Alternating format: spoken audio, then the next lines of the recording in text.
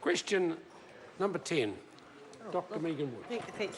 Thank you, Mr Speaker. My question to the Minister responsible for the Earthquake Commission: is he confident EQC will be employing the necessary resource to process and settle claims from both the Canterbury earthquake sequence and the earthquake sequence of a fortnight ago after 16 December? If so, why? The Honourable Jerry Brownlee. Mr Speaker, yes, EQC is actively engaging with the private insurers and Insurance Council to come up with a more innovative way of dealing with things. These are matters for EQC and their management, but I believe them to be on the right track. Thank you. Supplementary question. Supplementary question, Dr Megan Woods. Is EQC currently pursuing a memorandum of understanding with private insurance companies to undertake the inspection and management of claims? If so, does he intend to sign off that memorandum? The Honourable Jerry Brownlee. Well, Mr Speaker, the question in the first part, I can say that those discussions, I believe, are taking place. The second part of the question asked me to put the cart before the horse. I'm not going to do that. Thank you. Supplementary question. Supplementary question, Dr Megan Woods. How does he expect homeowners to get a fair deal on their earthquake claims when a private insurer has the power to determine whether a claim is under cap or over cap, and isn't that a blatant conflict of interest?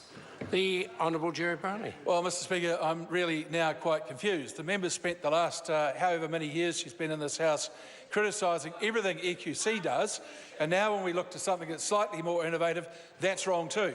Mr Speaker, we care about those people. We want them to get a good deal, and that will be what they are delivered through EQC and any arrangements they have. Supplementary question. Order. Supplementary question, Dr Megan Woods. What specific protections will be put in place to protect claimants from the clear conflict of interest of private insurance companies self-determining whether they have any liability beyond the EQC cap? The Honourable Jerry Brownlee. Mr Speaker, this answer may take a little longer than would normally be the case.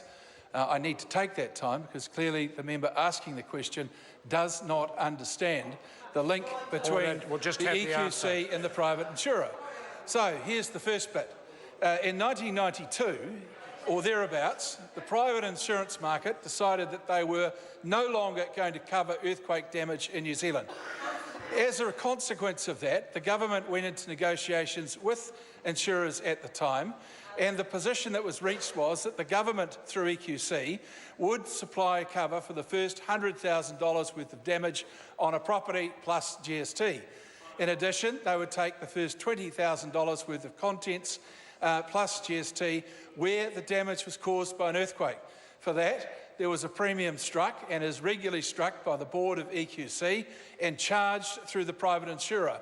No one has a direct relationship in an account sense with EQC. They do with their private insurer, but the obligation through the private insurer to the client is through EQC.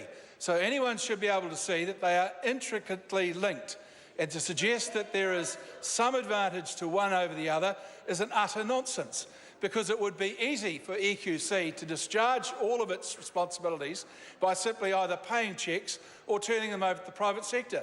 And as the member knows, for the last 6 years in Christchurch, getting to a point where people do get the right result has not been easy. Those allegations she makes today are irresponsible, reckless, and show a total ignorance of how the market works.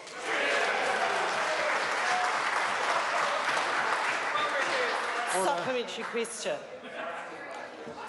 Supplement. Order. Order. Supplementary question, Dr Megan Woods. Given that he has now considered the debacle conceded the debacle that Canterbury has been, will he offer a guarantee to every homeowner lodging a new claim that they will get a fair deal and be dealt with in a timely manner, or is he going to give them the runaround like he has Cantabrians? The Honourable Jerry Brownlee. Mr Speaker, had that member taken a just slightly more positive attitude to the circumstances people find themselves in Canterbury, she may have got a better rating in the Trans-Tasman MP stakes. But Mr Speaker, all I'll say is this. The guarantee to people in Kaikoura is that they will get what their policies entitle them to.